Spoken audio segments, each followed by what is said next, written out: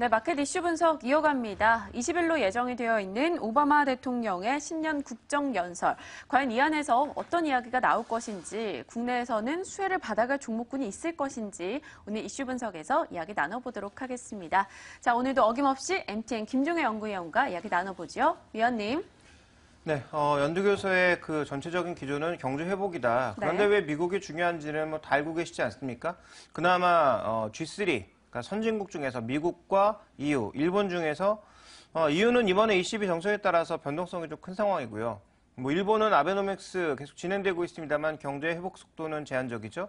그나마 믿을 건 미국밖에 없다라는 시각이기 때문에 오바마의 연두교서, 얼마 남지 않은 임기간에서 어디에다 이제 정책의 중심을 두고 가느냐가 굉장히 핵심일 것 같은데요. 몇 가지 준비된 그림을 보시면 답이 나와 있습니다. 먼저 첫 번째 준비된 그림을 보시면 달러 인덱스와 유종별 스프레드 두 가지를 비교해 볼 텐데요. 이 두 가지를 왜 비교해 봤냐 하면 그동안 미국 기업들이 어떻게 이익을 냈는지를 살펴보실 필요가 있습니다.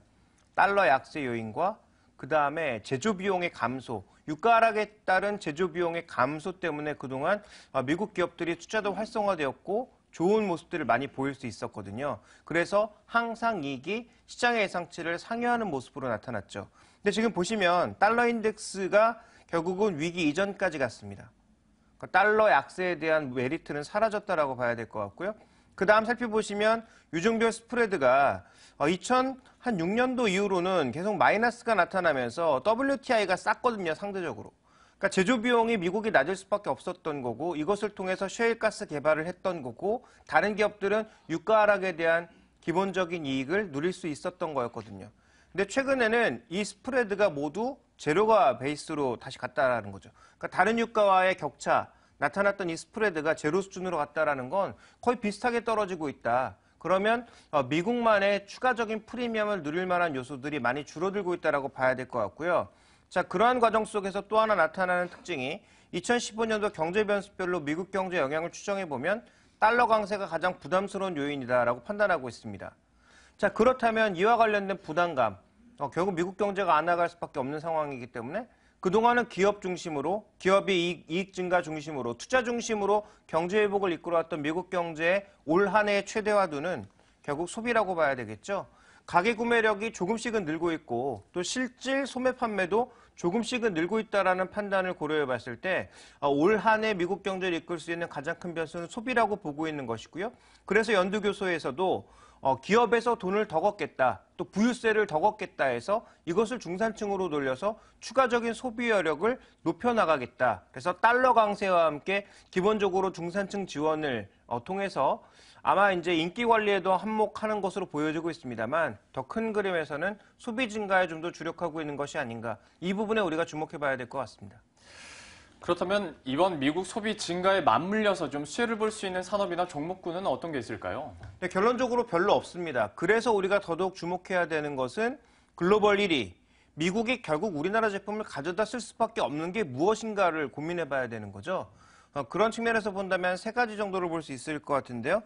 첫 번째로 좀 볼 수 있는 것은 반도체. 우리나라가 거의 독보적이기 때문에 이건 미국이 아무리 용을 써도 갖다 쓸 수밖에 없다라는 거죠. 마이크론의 영향이 제한적일 수밖에 없고요. 또 기술 개발력이 상대적으로 삼성전자, SK하이닉스와 뭐 비슷하거나 떨어지기 때문에 이와 관련된 흐름은 주목해 보실 필요가 있을 것 같고요. 두 번째로는 전기차 배터리라는 거죠. 유가 하락에 따라서 전기차가 최근에 많이 밀리고 있습니다만 전기차나 하이브리드 쪽 아니면 이런 쪽으로 배터리 쪽으로 흘러가는 그 기조 자체를 바꿀 수는 없습니다. 그래서 뭐 파나소닉을 비롯한 일본 업체들이 아무리 들이대도 기본적으로 삼성 SDI와 LG화학의 기술력, 그다음에 시장의 확장 이런 것들을 지금 쫓아갈 수 없다라는 측면에서 이들 종목에 대한 관심은 여전히 유효하다라고 보고 있고요. 자, 마지막으로는 현대차가 이 어려운 상황에서도 멕시코 쪽으로 계속 투자를 늘려나가고 있습니다. 그래서 이와 관련된 수혜를 받을 수 있는 일부 부품 기업들, 뭐 만도, 현대유화 같은 기업들의 수혜가 상대적으로 돌아가지 않을까라고 보고 있기 때문에 이런 종목군들에 대한 관심이 필요하다라고 보고 있습니다. 네, 여전히 반도체 대표주나 또 전장 부품 쪽의 종목군들이 투자 유망한 종목이다라고 언급을 지속적인 강조해주고 계십니다. 네. 사실 대외 변수에 많이 흔들림이 있기 때문에 그래서 좀 벗어난 종목을 좀 꼽아보자면 통신주 이야기 저희가 네. 앞서 해보기는 했는데요. 그렇다면 내부적으로는 경쟁이 유난히도 부침이 심한 업종이 아닐까 싶습니다. 통신업종의 투자 키워드 어떤 게 있을까요? 두 가지입니다. 미국도 마찬가지고요. 국내도 마찬가지입니다. 상대적으로 이제 매출을 키울 수 있느냐죠. 서로 이제 제집딱 잡아먹기 이런 게 중요한 게 아니라 과연 컨버전스를 어떻게 끌고 갈 것인지, 그다음에 우리나라 입장에서는 마케팅비를 어떻게 효율적으로 통제할 것인지 이 두 가지가 문제다라는 거죠.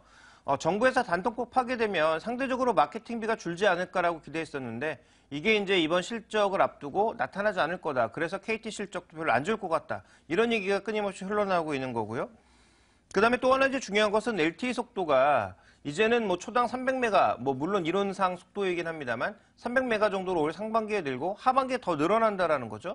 그러면 이렇게 빨라진 속도를 가지고 도대체 뭘 할 거냐라는 겁니다. 그러니까 통신업계 스스로 제집딱 잡아먹기, 그 고객이 얼마 있으니까 우리가 너 뺏어올게. 이런 걸로는 이제 더 이상 답이 안 나온다라는 거고요. 배당 많이 줄게도 더 이상 답이 안 나온다라는 거죠. 그러면 결국 답이 나올 수 있는 것은 다른 산업과 어떻게 연계를 맺어서 얼마만큼 더 매출을 향상시키느냐 이 부분에 놓여 있는 거고요. 자, 이런 부분 쪽으로 가면 IoT를 비롯한 연관 산업들이 과연 얼마만큼 잘 무리지어서 갈 수 있는지 이런 부분들이 좀 핵심적인 부분이 아닌가라고 보고 있습니다. 그래서 저는 이 통신업종에 대한 전반적인 투자 전략은 아마 좀 순환이 돌지 않을까라고 보고 있는데요. 벌써 이제 반응을 하고 있습니다만 글로벌 시장 쪽에 통신장비 투자가 확대되면서 나타나고 있는 통신장비 부품주들, 장비주들이 가장 먼저 움직이고 있고요. 그 뒤를 이어서는 통신업의 컨버전스를 위해서 통신사들이 M&A를 추가적으로 시도할 가능성이 있다라고 보고 있기 때문에 이와 관련된 종목군들이 움직일 가능성이 있다라고 보고 있고요.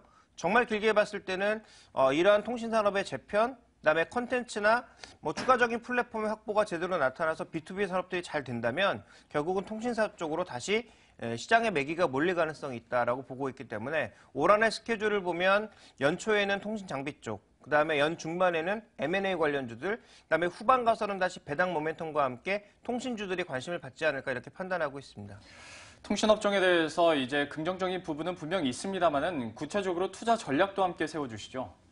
네, 아무래도 이제 현실화가 지연되고 있습니다. 기대감 계속 높아지고 있는데 이 기대를 지금 현실이 전혀 따라주지 못하고 있고 여전히 제집답 잡아먹기 싸움을 하고 있다라는 거죠. 여전히 진흙탕 싸움 속에 빠져 있는 통신주들 이대로 간다면 영원히 뭐 현재 주가 수준에서 추가적인 업그레이드는 어려울 것 같고요. 결국 외형 성장, 그리고 저는 가장 주목하고 있는 게 B2B입니다.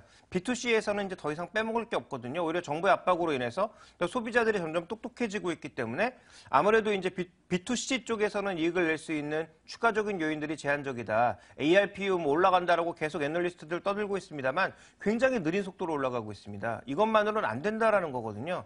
결국은 B2B 쪽에서 얼마만큼 이익을 낼 수 있는 모델들을 빠르게 찾아낼 수 있느냐가 핵심이라고 보고 있고요. 해외 진출, 또 해외 통신사와의 얼라이언스 이런 것들을 그나마 맺어나가고 있는 SK텔레콤과 KT가 저는 뭐 장기적으로 투자에 유망하다라고 보고 있었어요. 두 종목에 대한 투자 의견은 여전히 매수, 홀딩 의견입니다. 네, 알겠습니다. SK텔레콤과 KT 그래도 통신업종에서는 좀 괜찮은 종목으로 언급을 해주셨고요. 네. 외형 성장이 필요한 건 사실 통신주만이 아니라 우리 경제도 회복이 좀 빨라져야 될 것 같습니다. 그렇죠. 시트그룹 측에서는 일단 경제 회복 좀 더딜 것이다라는 전망도 함께 내놓으면서 금리 올해 내내 동결될 것이다라는 이야기가 전해졌는데요.